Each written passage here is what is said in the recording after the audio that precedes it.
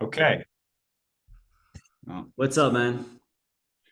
okay, everybody, welcome to the 2024 Income Investing Outlook. I'm here with Adriano from Passive Income Investing, obviously, Jordan from Cover Call ETF Investing. Here we seek to provide a net of expenses exposure to high yield, income oriented funds. And that's what we're going to do. We're going to do a light review of 2023, looking at fund launches. Personal portfolio milestones, and also just lessons learned here in 2023. We'll also be looking at or looking ahead to what we forecast as maybe some opportunities for 2024, potential funds that we would like to see launched in 2024. And we'll just kind of see who's making the biggest splashes in the income investing space between closed-end funds, split share funds, cover call ETFs. But obviously on my end, it's obviously more cover call ETFs, and that's most likely what we're going to talk about here. So Adriano, thanks for doing this with me. Why It's my don't we just, pleasure. It's why uh don't, it's it's a fun idea that you had. So, just for the record, this was your idea. So lead on. We'll talk about whatever you want to talk about. It's the first one ever, right? By the way, I love how you said net of expenses there. That was amazing. yeah, no, But I yeah, that's decided, accurate. decided to channel a little ETF language there that you normally see in the description. Right. So Okay, cool. So lead away. Let's talk about whatever you want to talk about. I'm sure you have some topics prepared. For the record, we're filming this on December 8th. It's Friday. It's 32 or 33 degrees here. So right after this, I'm gonna crack a beer and probably chill on my balcony.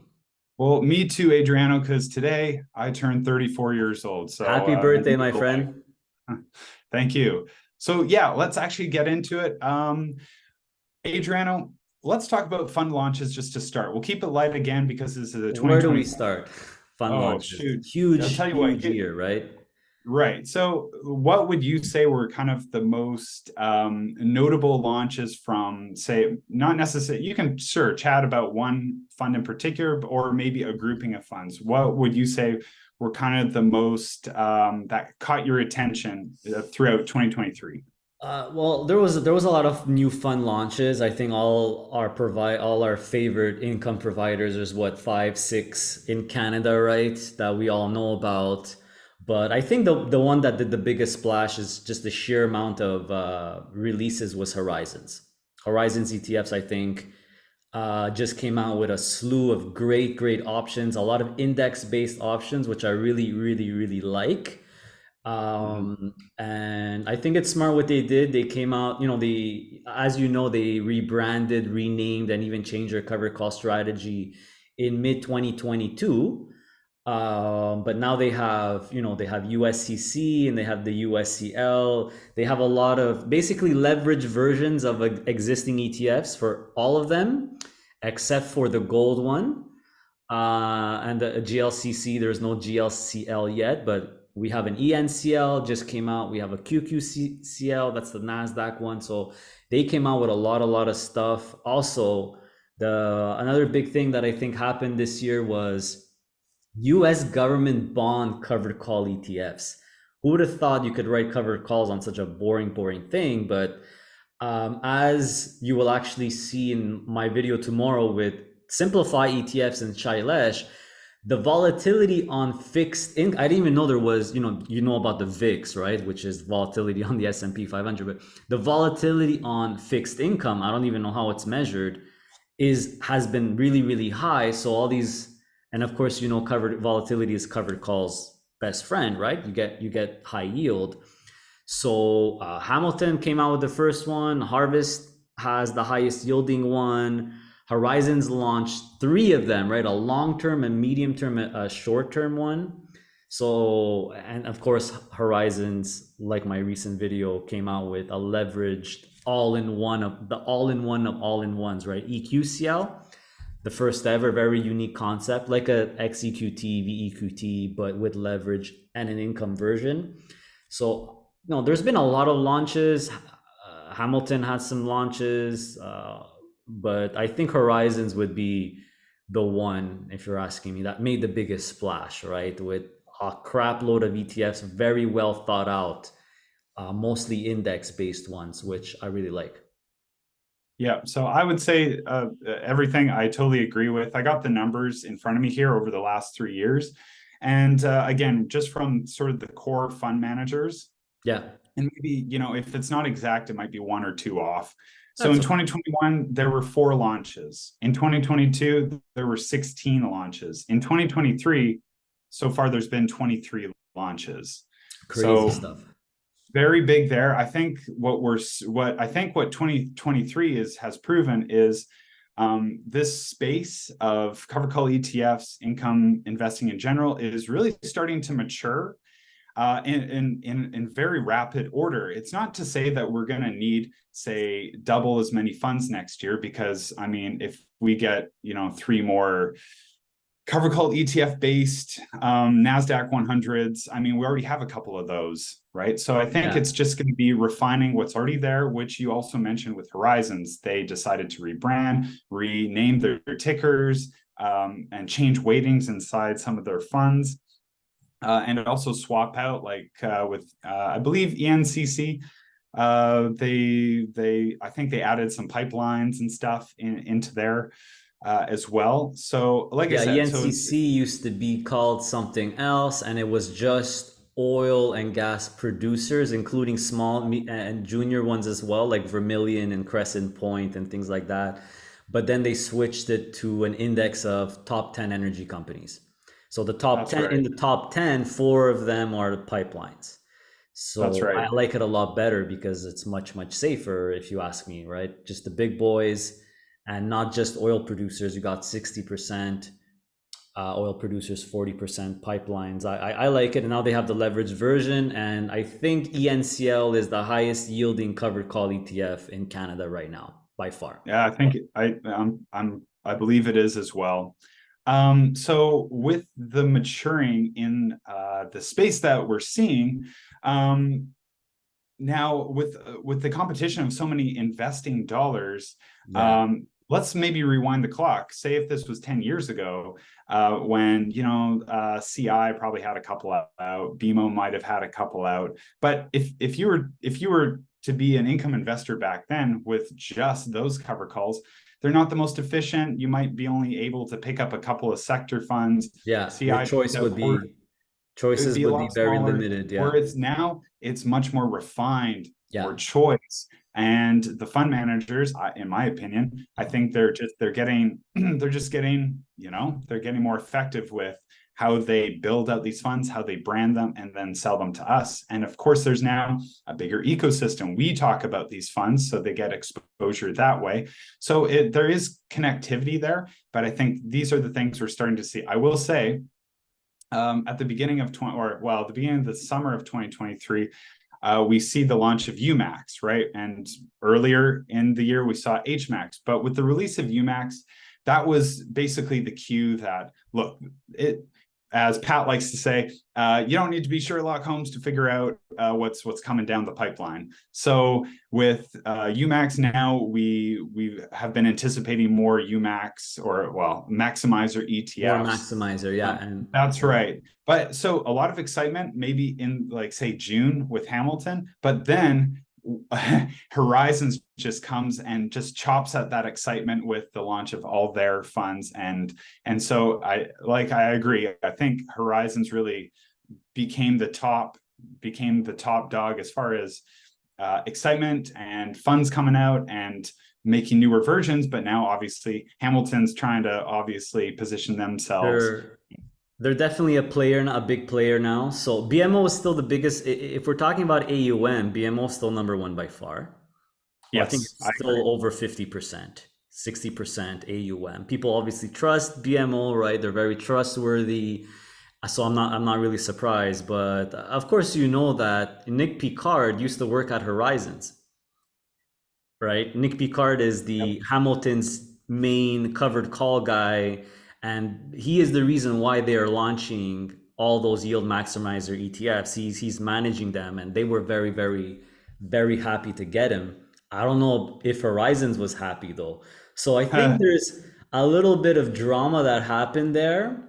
And Mhm. Horizon's also new top to bottom management shift as well, right? New CEO, new this and that. They changed their cover call strategy to make it much, much more yield first.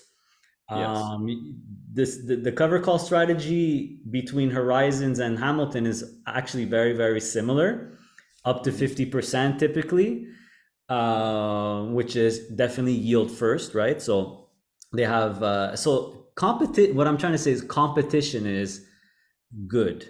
Competition keeps fees low because now all of a sudden everyone has to compete and evolve. It has some waivers and they try to keep their fees lower and lower, and you got to come up with better products. And so this is really good news for us income investors. Now we have more choice, we have more leverage, right? Because if there's just a monopoly, if it's just BMO and CI, well, now there's more and more players, even smaller players.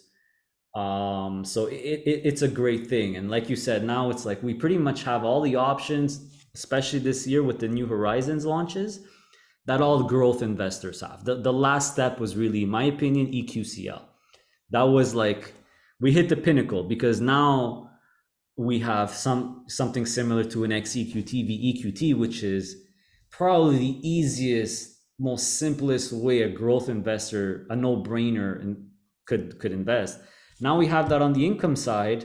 We have the leverage version, 11% plus yield, and even a non-leverage version, about 8%. So, you could just get one ETF now and you'll be fine, just like growth investors could just get VEQT or XEQT or ZEQT or HEQT and be fine as well. So it's been a crazy ride, and it's nothing but positive if you ask me.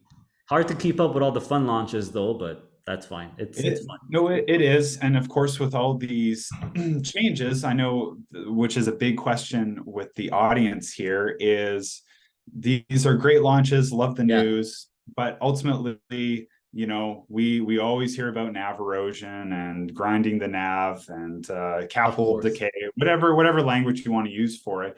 But I am, what I believe, I'm doing this on a weekly basis now, where I just post just a weekly performance post of Yeah, I saw my that. total return with the other indexes. I'll include the Dow Jones and I'll include the TSX, but I'm also going to include the price performance without dividends as well on a weekly basis, just to show people, like, one of my goals is to get growth on just a price level, and at baseline just stay stable and ideally grow over time. So enough funds, I think, out there that we can mix and match to get us into some sort of a weighting where we can grow it over time. So again, that's just something I'm going to try to I guess document on a weekly basis, and we'll see with time how that goes.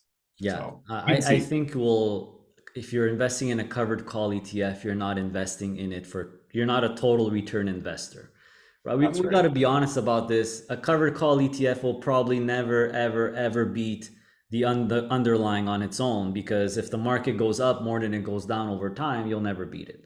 Two reasons. No. One main reason, your covered call ETF, you're giving up upside. You are giving up upside for more yield now. You have to understand that. If you don't understand that, you have no reason to invest in something you don't understand. You are literally giving the degree of upside you give up. Now that is really dependent on the cover cost strategy of each provider. This is why it's very important that you need to understand each provider strategy. Some give up more for more yield. Some give up less. You'll get less yield, but you'll get more growth if the underlying, whatever that may be, goes up.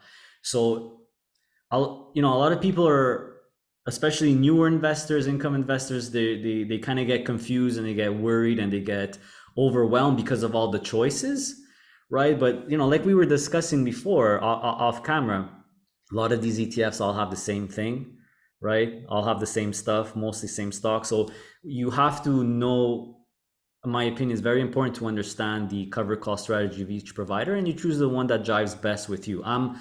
I'm a yield first guy. I've always said it. Yield is the most important thing to me. So I have, and I don't mind leverage as well. So I have Horizons funds. I have Hamilton funds. Those are, they're yield first providers. Whereas, someone like CI and BMO or Brompton, a little bit more balanced, right? There's a little bit more growth. So you'll never outperform the underlying with a covered call ETF because you're limiting your upside and the fees are higher. So those two Yeah, factors, we're investing in these for income, for consistent passive income, not for total return. But that's right. And cool just that you're because tracking you, it anyway. yeah, no, absolutely. And I would say that that's probably maybe the difference maybe between you and I is, like you said, you yield first. I'm kind of looking for a little bit of growth. I'm 100% into cover call ETFs. I do have a lot of those yield first funds, but also just trying to tweak it and build it and change the weightings around to figure out, hey, maybe this might not be a bad idea to maybe include a heavier sector coverage on, say, a concentrated tech fund, say like HTAE, which is a really awesome fund in my opinion that pays a really respectable yield of Yeah. 11%, which is great. So at least for people watching, you know what, they see what a yield first strategy will do. From my channel, they'll see what a half yield first strategy does, and implementing a bit of growth where possible. But that's why I want to try to show you guys that performance over time on a weekly basis. It doesn't necessarily have to be a video, just a quick post, see how it goes and what lessons we can learn from it. Doesn't mean I'll necessarily always be this, right? Because we gotta leave room for change and growth and Yeah. for the lessons learned. But that's, I think, that people can see on a consistent basis to help them with which direction they want to go with, if they're income investors themselves. Yeah. I mean, people shouldn't just blindly copy you. People shouldn't just blindly copy me. We spoke about this as well. Our job is really to educate. This is, I'm not going to speak for you, but my channel, if you want to summarize it, is I'm just trying to educate you about these funds and show you how I invest. That's Yeah. it. I don't want to make it seem like I'm recommending anything or this is the best strategy. I'm just showing you what I do. People should see it. They should, they could go on your channel, get a second opinion. There's a reason why you go see 2 or 3 doctors to get a second, third opinion. It's always a good thing.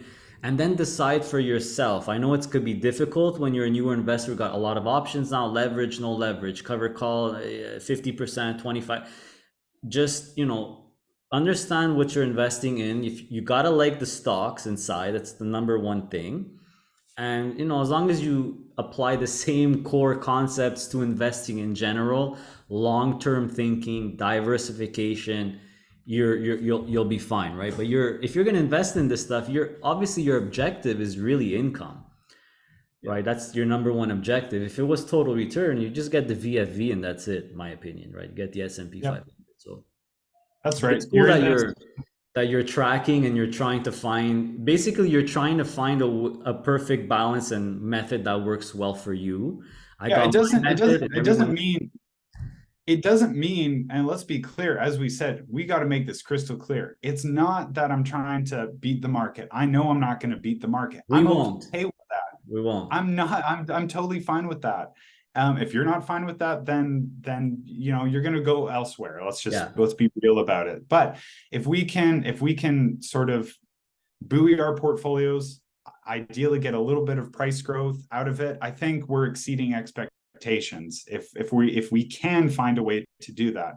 So I'll do the regular post to see if that's possible. All right. And so far, year to date, that's shown on a price level, very small. It's, I think, as of the recording of this video, I'm getting close to about 2%. Just price growth, but the rest of it is basically the dividends being reinvested. Income. Yeah. Yeah. So with that being said, Adriano, I guess, again, we'll keep this light. Personal portfolio changes or goals that achieved this year, that do you feel like that you have reached that, or or you just can, again, obviously keep an open mind, I would imagine, Well, for what might come out next year? yeah, well, my goal is always to keep increasing my passive income, right? That's every month I do that because at the very so as you know, you're obviously you watch my channel, you know that we have I consider that I have two entities, my retirement accounts, my main portfolio. My retirement accounts are all on drip now. So it's like completely hands off. That's always growing with compound interest. Then I have the main portfolio, which is the two TFSAs on a manual drip, I would say, because I'm a non-resident now, so I don't want to. My TFSA room is very precious. I discussed it in my Panama taxes update video, so I don't extract anything from my TFSAs anymore. I reinvest it manually every month. But from the joint cash account, I use it for my expenses, and if I need it or not, I'll take it out, or maybe I'll just reinvest it. So my goal is always to increase my income and passive income because I'll just have a better quality of life, right? So that's really my goal. And also this year, and I've been doing some tactical streamlining, I would say, as well. So if I see opportunities to streamline into more efficient funds, like from split funds to a covered call ETF, like I just transitioned my ENS position, which is the Enbridge Split Corporation, to ENCL. I find that I increased my yield and I lowered my risk, right? Because instead of just Enbridge, now I have all the pipeline. I have 10 companies instead of one, plus I increased my yield. So if I see those little tactical changes where I could lower my risk, streamline my portfolio, and get more yield, I'll always make those changes. But that's basically what I would say. My goals are always the same: make my portfolio have higher yield, more income, and be more efficient as well. So, what about you? Yeah, so for me, as I chatted about in the testimonial, I started 2023. Hmm. Obviously I'm a couple years behind in experience when it comes to this stuff. So 2023 being my first full year in income investing, I started out with HYLD in my TFSA, XYLD in my wife's spousal RSP. Now, again, this was obviously a lesson learned, which it wasn't a shock. I knew that I needed to diversify further, but what sped up that diversification action was when Hamilton chopped that distribution from 14 cents down to 12. It basically axed off like close to $200 of monthly income. So that was a very big lesson learned, and that's something that I definitely do consistently talk about, even with individuals, is don't pigeonhole yourself into just one fund. Oh wow, it's 17%. That's amazing. I'm just going to stick with this fund. You're setting yourself up for disappointment. When you diversify, you only absorb a small blow versus a much bigger one. And Yeah. it's also for mentality as well. When you see it happen to, if you have one of say 15 funds that happens to that one fund, it's just not, you don't have as much shock value, Yeah. and you're less likely to get anxiety around it with say a smaller amount, when the proportions are just simply that they are smaller. So that was a big lesson learned that I think I hope people take away from that, because hey, I've lived that out. I know what that's like. I know how it feels, and going through that, I'm like, holy smokes, I better start diversifying. And then over the course of the summer, I was kind of anticipating the most anticipated recession of all time, and it just kind of never came. So eventually I'm just, I was holding cash for the longest time, and I just figured, what, I need to get this stuff working, because whatever people keep talking about this recession, and it's I just, will never hold cash.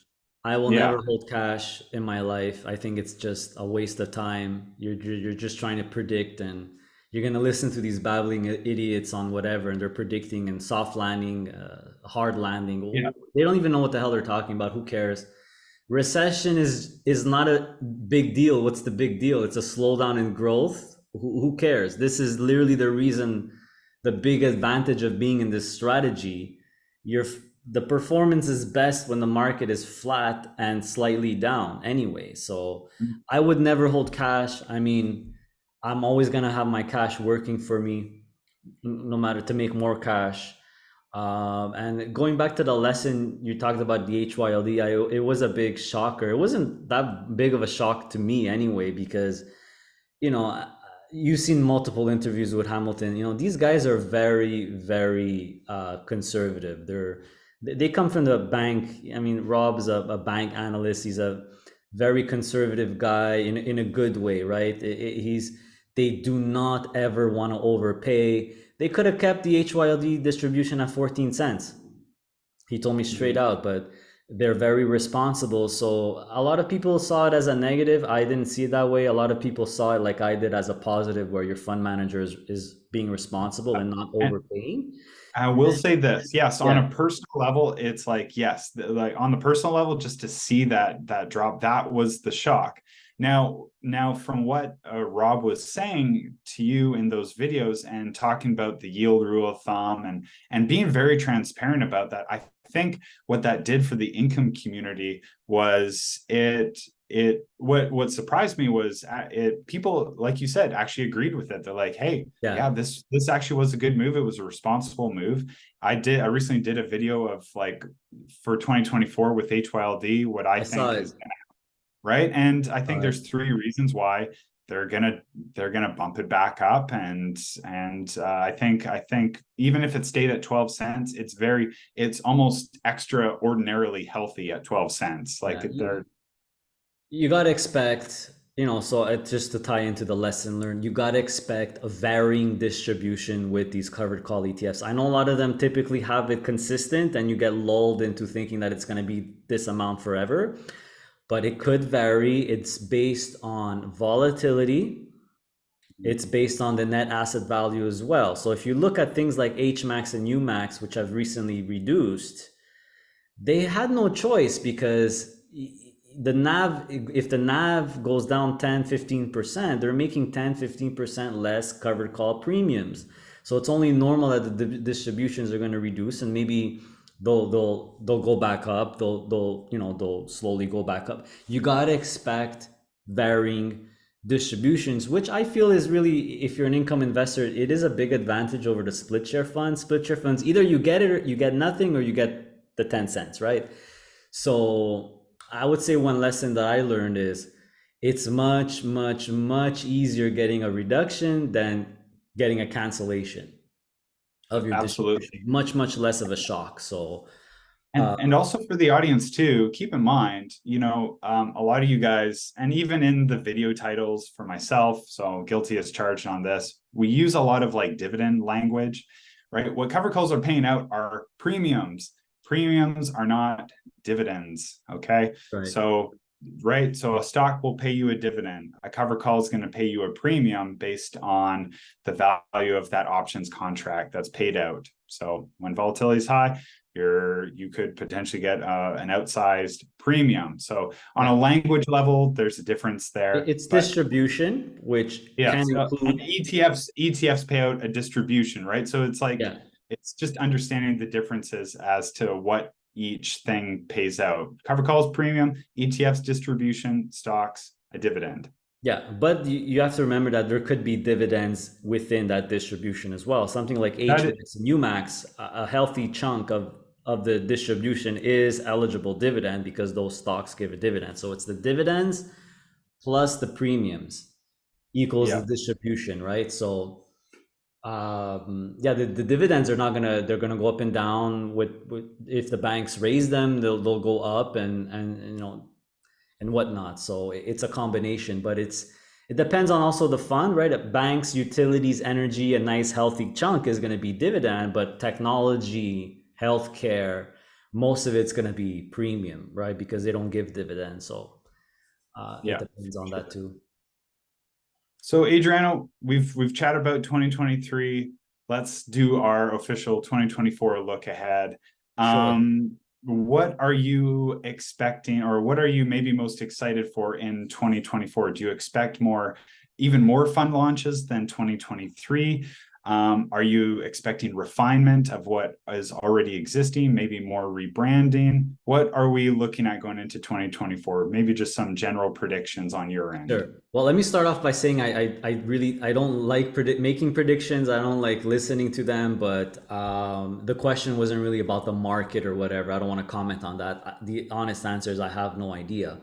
But the what I think is going to happen is there's going to be a slowdown with the launches, with the new launches, because how many covered call bank ETFs can you make, tech ETFs? Now we have a lot, there's a lot in each sector. Now we have index based ones, we have all in one. So I think the launches are going to slow down for the most part.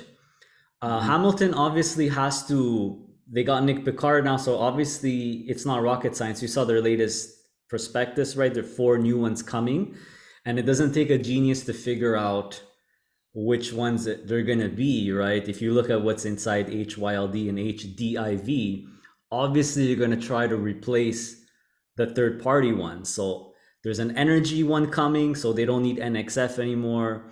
US Banks one is coming. I found that very interesting, which is there's not many. There's Evolve has one, BMO has one. Who am I forgetting? A Harvest has one as well. Now Hamilton's gonna have one, which makes sense because they're a financials expert.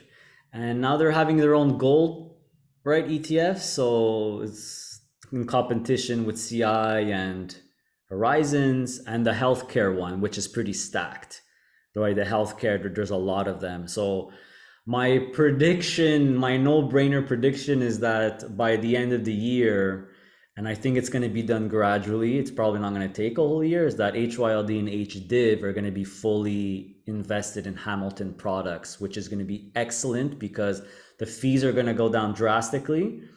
The yield is probably going to go up more because these are yield maximizer ETFs, which just the name should tell you something. They're yield first. So I'm pretty excited about that because I know HYLD and HDIV are going to be better. Most likely going to increase the dividend for sure, the distribution rather. So that's what I think is going to happen. For the rest, I mean, I don't see what more BMO could launch. Obviously, I don't think they're interested in leveraged funds, which I find is an absolute shame.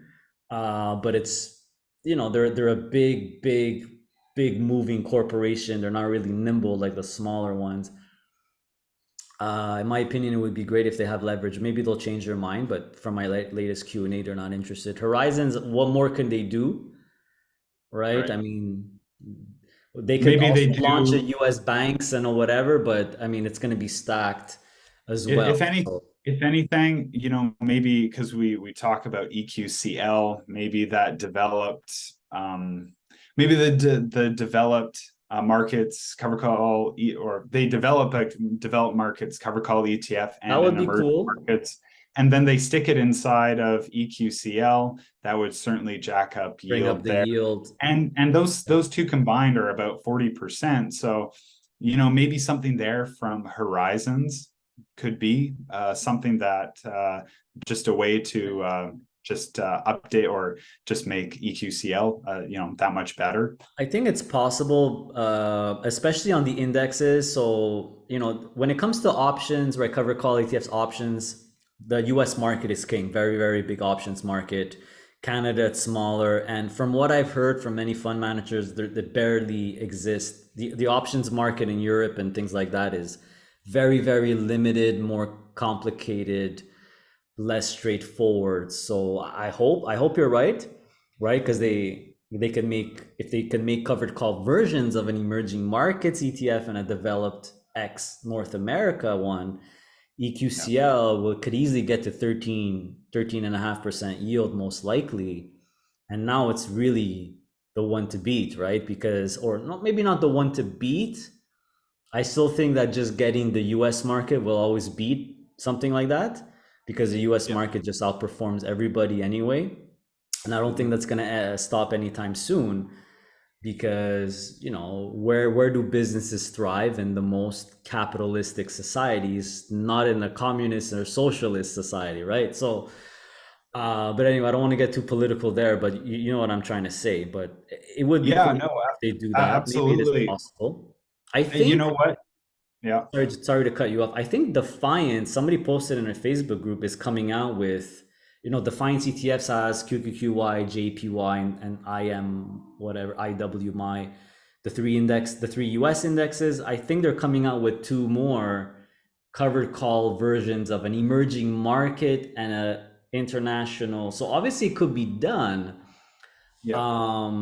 So we'll have to see what happens. I think it would be interesting if Horizons also comes out with those. You know, one of the kind of the good things about doing what we're doing here, if we do it a year from now, we can look back on a video like this and say, hey, like this If we was were something right, we chatted about, we nailed.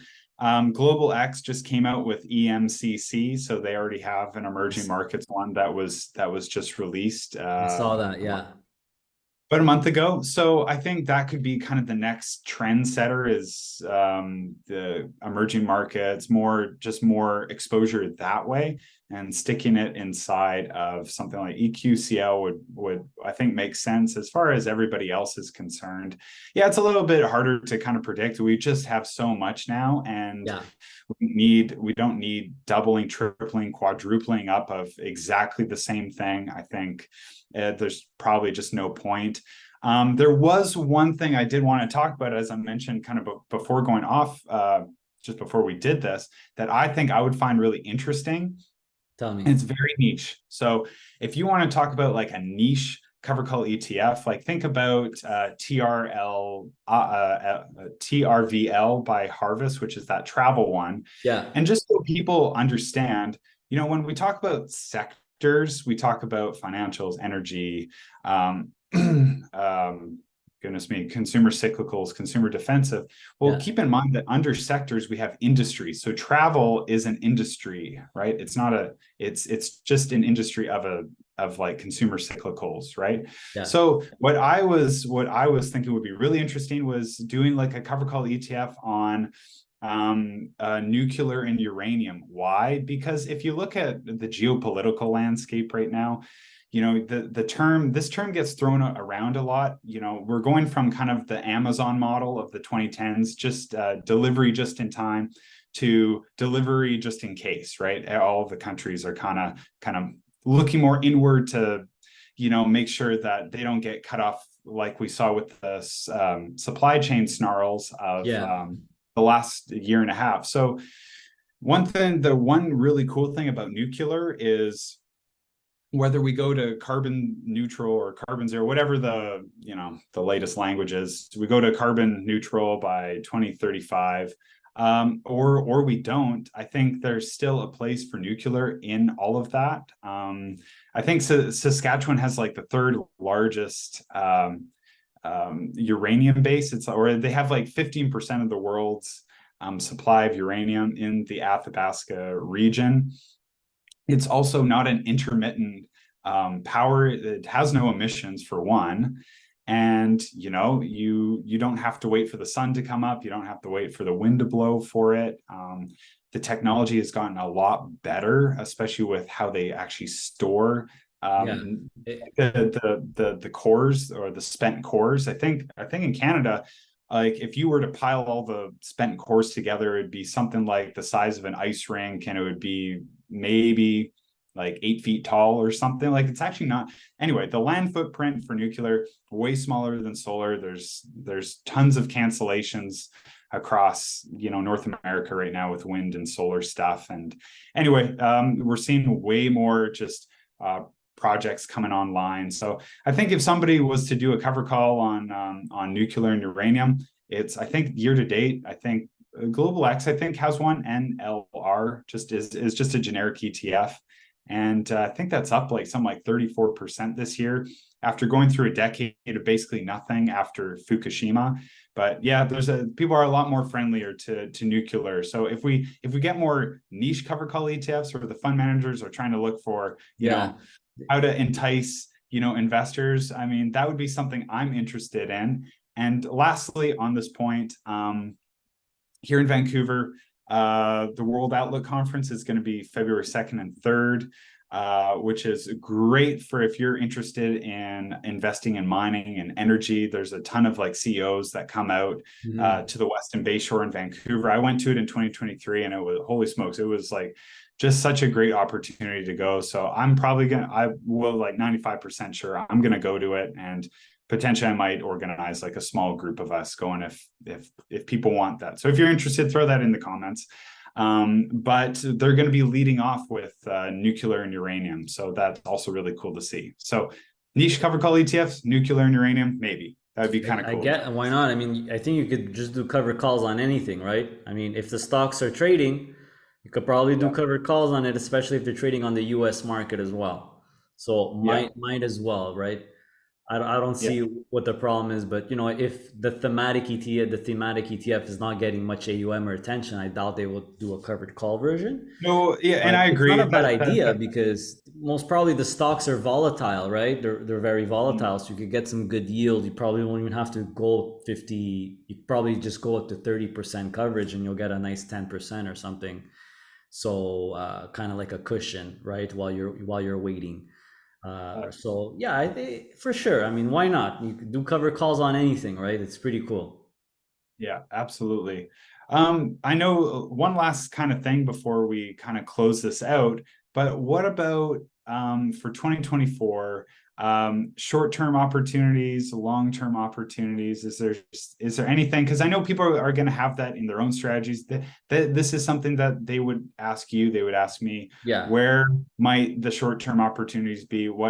And maybe short-term is 2 years or under 2 years, and maybe long-term, maybe 5 years plus. I would say real estate, utility, dividend stocks, utilities. So one big thing I learned this year was now this is kind of a normal. We're back to normalcy now. I never really, felt a normal market cycle. Interest rates are a bit higher, and one thing I learned this year, talking to fund managers, is like when interest rates go to 5%, all of a sudden dividend stocks are not that attractive anymore, and there's not much money that flows into them because people will just buy GICs and fixed income because they could why take the risk of a stock, right? So opportunity will always be where there's fear and where people are selling. That's where the opportunities are, right? No matter what it is. So things like utilities took a beating because I mean, everyone needs electricity. Why did these companies go down 5, 10%? It's very rare. So it's a great opportunity. It's simply because these are your classic dividend stocks. Look what happened to Enbridge, already starting to go back up. Real estate, financials, there's a lot of cyclical sectors that get put under pressure when interest rates go up. This is literally history. This is not shouldn't be a shock to anyone. It's completely a normal cycle. So things like financials, real estate. I bought some more real estate stuff today. Actually, I think that's what really is the short to medium term opportunity, right? But the thing is like, what about tech? Tech is almost back at its former glory before COVID or in 2021, whatever it was. Like Nasdaq's almost back at 15 or whatever. But that's the thing. Technology is the future, right? AI is the future. So that could always be a great opportunity, short, medium, and long term, right? So that's why my portfolio is very, very focused on the US market, the US indexes and technology. That's the biggest sector, right? So um but there is a lot of opportunity in Canada now. When things go bad, that's where there's opportunity. It's not rocket science, right? So, real estate, utilities, Canadian banks, I think are some good short to medium term opportunities. I would say. What do you think about that? Yep, no, I would agree with you. I think with tech, people probably were asking this question in 1995 and in 2005 and 2015. Everyone, even when a sector or the market hits an all-time high, it keeps surprising us, and it keeps moving forward. We haven't had a Japan kind of like, where Yes. there's this massive peak in the late 1980s. It dips down and never recovers to the all-time high. And maybe it's hit that recently. I haven't paid attention to that. But anyway, the point being, for 30 years, it never eclipsed that all-time high.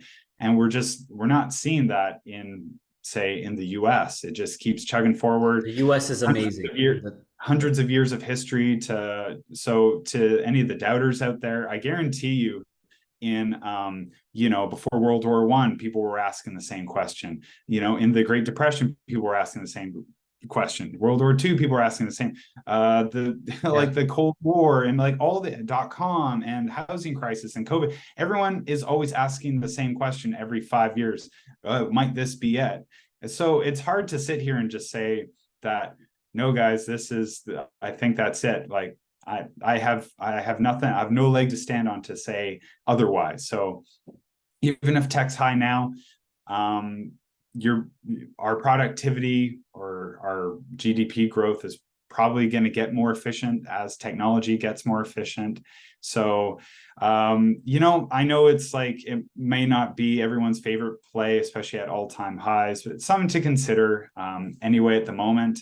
I know, of course, the bond ETF stuff at the moment. Could, maybe could there's also be a good opportunity. Good point, right? It could be, if you want to play it on the short end, and if you're confident interest rates are going to go down, and maybe they don't need to go down all that much to get a bit of a return from that. I don't think it'll go bonkers or anything, but there's probably not a bad play there. And I think even U.S. banks. I think U.S. banks for sure. They're already starting to go. Oh man, how, like, here's the crazy thing is that the bench warmers in my my call ups from the farm in my portfolio have been my US financials. And so I hold ZWK, I hold call, very small positions, but they were down like 15 and 18% at one point, and they've just rocketed up to almost the break-even point. Not quite, but they're almost there, and in short order as well. So there could be something they got a long way to go. Also, I mean, that's right. If you bought before March, there's no doubt a long way to go. But if you picked it up in the last couple of months, you're probably getting a little bit excited about what it could potentially do in 2024. For sure. Yeah, for sure. So yeah, when you play certain, there's more risk with more reward, right? If you're gonna play sectors, which you can, which is opportunistic, right? You pick up some US banks, you pick up some utilities, you pick up some Canadian banks. There's more risk, but there's more reward as well. Or you don't have to do that. You could just pick up an index which includes some financials, which includes some, so there's different ways to capitalize, but the formula is always the same. Got to think long term, and the opportunities are always going to be where there's fear, the most fear, right? If humans didn't have emotions, if humans didn't have fear, nobody, I don't think, would ever make money in the stock market. Yeah, right. It would be perfect, right? There would be no opportunity. So it's so funny that people are always asking that question, like you said, every 5 years. I stopped asking that question a long time ago. What is the point of that question? You'll never get a reliable answer, number one. So what's the point? The question you should be asking, where is the opportunity now? Where is the fear, right? So, but that comes with experience, right? Newer investors, if you watch the news, it's like a soap opera on the stock market, right? It's like, I don't understand how people could watch that. And I get questions all the time, what do you think of the banks in 2024? The same thing I thought about the banks in 2023 and 2020. And the banks were there before you were born. They're going to be there in your lifetime. They're going to be there after you're dead. Don't worry about the banks, okay? You know what I mean? So you got to think long term, think of it as a whole, and don't get washed up in all the media frenzy. Banks are fine. Right. They make a lot of money. They make a lot of profit. Their furniture is nicer than yours. Their buildings are bigger, and they get paid more. And they hire the good people, right? The smartest people are on the boards, right? So I'm not worried about they have way better tools than you or I could ever hope to dream to have. So there's smart people working there, right? Yeah. Don't worry about the banks. Yep. Have the long-term mindset, have an attitude for it. Realize too that mistakes are just part of this journey as well. It's just a cycle. It's just financials, energy, material. These are cyclical sectors, which means they're always going to have their cycles, right? Yeah. Give me 2 seconds. I'm just gonna pause. I'm getting a call here. 1 second. All right. Sorry about that. What were we talking about? Last thing I want to ask you, what do you think about Bitcoin? Yeah, well, I got two opinions on Bitcoin. One is what Bitcoin is trying to do is actually pretty admirable to kind of solve our fractional reserve the banking system. And for those who don't know, it's essentially, the bank taking your money, being able to loan out 90% of it to someone else, that person going out, Yeah. bringing whatever portion of that borrowed money back, and then they're allowing the person to borrow 90, and it's this, and basically It's it's an just creating this. Yeah, inflationary system.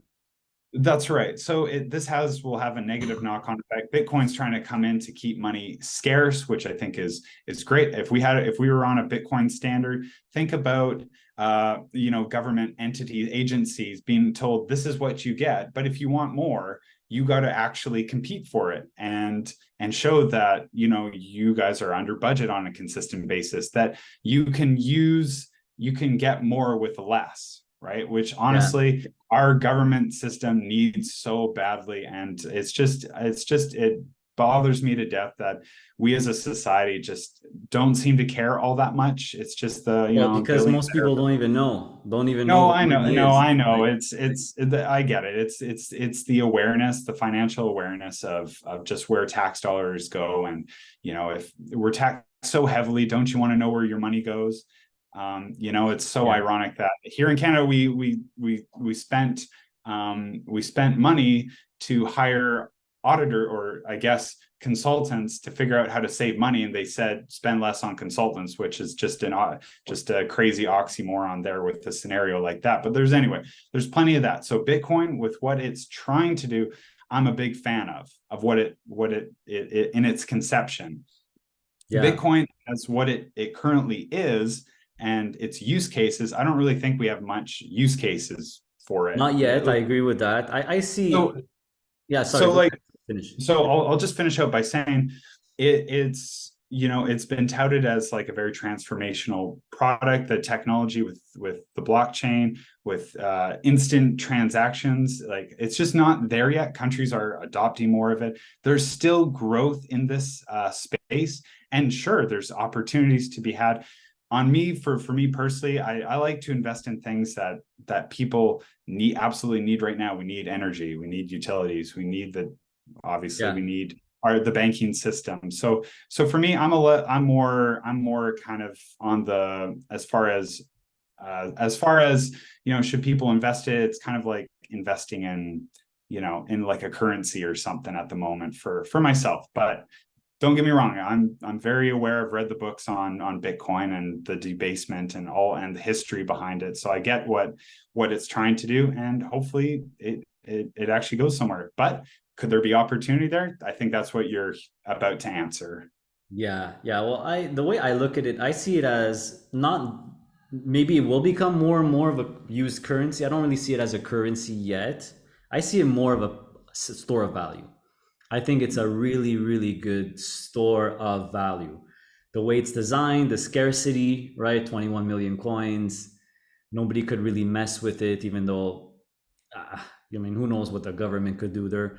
So I'm not a crazy Bitcoiner. I'm never gonna go all in on it, but I'll always have a 5-10% weighting in Bitcoin if I could get income off of it. I'll never invest in anything, nothing, unless it pays me, unless I get income. So I really like the Maxi ETF from Simplify is my favorite one. I think it's a genius ETF because they're not giving up Bitcoin exposure, whereas a BTCY from Purpose does, because they're writing cover calls on it. So I think it's really, really good. It's been one of my best performers, and I'm always gonna have a 5-10%. I guess you could treat it like gold, if you will. I like it better than gold. It makes more sense. I think it's like gold 2.0. But and who knows? I'm just curious, like to see what's gonna happen for it. And hey, I'll just compound my shares, and we'll see what happens, right? It's gonna be fun to see. And it will. There's been obviously a lot of exuberance and enthusiasm around Bitcoin over the last couple of years. Yeah, So, the can you ETF, make that right? play? Absolutely. And at the same time, this is where, my, I guess, conspiracy brain goes to is what's to stop someone from chopping Bitcoin in half? That would be 0.5 Bitcoin, I guess. But if we re-regulate it, what's to stop someone from calling that half? Oh, that's a new Bitcoin, right? I know we can't create more, but we could Yeah, just put it down, and essentially we create more with just how we define it, which that again, we're nowhere close to that, but and for the US, they want to keep their reserve currency. There's of obviously course. there's power in that. Yeah, But countries it's like El Salvador and other ones are going to come online with accepting. I think Argentina I think with their new president, I think they've chatted about maybe going more in that direction, since they're defaulting on loans every 5 years or something crazy like that. So Yeah, it could solve a lot of problems. yeah, The only reason why I would never go all in on it, or I wouldn't buy Bitcoin myself, is, I do have people that message me once in a while that are hardcore Bitcoiners and this and that, right? The crowd I'm talking about. yeah, The only thing I would say is don't underestimate the power of the US government, who's very anti-Bitcoin for very, very obvious reasons, right? If you hear someone like Jamie Dimon talk about it, of course he's going to hate Bitcoin, right? But this is another reason why I don't watch the news, or I don't take anyone seriously what they're saying, no matter who the hell they are. Of course, Charlie Munger and William and Buffett's going to hate Bitcoin, because it's not in their best interest, because they're all invested in US companies and US dollar. Of course, Jamie Dimon's going to hate it. Of course, what's that guy's name? Peter Schiff Lynch. is just going to say gold, gold, gold, and the world's going to crash. Of course, because he has funds that he wants you to invest in that have gold and whatever. So this is why I don't watch the news. You got to remember, why is this guy telling you that? Of course, Kathy Woods is going to tell you that forget about inflation, deflation's coming, and technology and this and AI and this and that. Of course, because that's what her fund is in. So when there's someone who has a benefit, you can't really trust them anymore, right? If Yeah. someone is telling you, you know what I'm trying to say, right? Yes. So I rather be neutral in everything, own as much as I can. I just see it as another asset class. I'll own it as long as it pays me. I think that's a very, I guess, stoic way of seeing things, but that's just the type of investor I am. I am very cautiously optimistic, cautiously pessimistic, whatever you want to call it, but I just want higher monthly income, and that's it. So I was just curious what you thought about Bitcoin. I guess you see it more as a currency. I see it more of a store of value. Maybe it will Yeah. become that currency, but I don't underestimate the power of BlackRock and the US government. They could do whatever they want, I right? mean, just another example, Adriano, of just what I was mentioning before, turning one Bitcoin, chop it in Yeah, who half, knows, and right? then calling it two Bitcoins. So here's a real life example of what the Greeks used to do. Is like for most people, this is nobody's even thought about this, but why do coins have those little edges marked on the sides of it? Right, like all the coins here in Canada, the US, they have these like little slits on the side of it. It's because if it doesn't have those slits, that it basically shows that someone has tampered with it, filed it down, but that's what they did in 1,000 years ago. They Yeah, would actually file down the edges of a coin to create new coins out of the same supply that exists. So that is my concern with Bitcoin. Again, what it's trying to solve, I'm all on board for. I'm there. And if we can go to that standard, and there is no debasement and there's no funny business behind yeah, with the government, then I'm all on board, and we can invest, or however we can invest in it through income, and all this is great. But I am very pessimistic in that direction. It doesn't mean that I'm the absolute biggest fan of our current system, because all fiat currencies fail eventually. Sorry to right. be a Debbie Downer, but 100% of them have failed. So we do have to try something else. in the hopes of, securing, our children's future and grandchildren's future. So is Bitcoin the way to go? It could very well be at the moment. We'll see what I'm just happens. exactly. We'll see what happens, In the but meantime, I'll collect my passive income, I'll drink my beer, and I'll go on the yeah, beach, and that's that, it, right? So that's right. there's nothing to worry about. Focus on yourself. So listen, I think we passed an hour. It was fun catching up, and I hope you wrote down the predictions and stuff, because maybe next year we could catch up and see what we were right on, what we were wrong on, and we'll see what happens. I think it's cool. And yeah, man, that's it. That's it for me. I'm good. Anything else on your side before I wrap it up Sounds here? good, man. No, it was a great talk. I'm glad that we could come, and chat about this stuff, especially right after the testimonial. It seems like there was like a lot of, like welcome reception, warm reception. So thank you guys for that.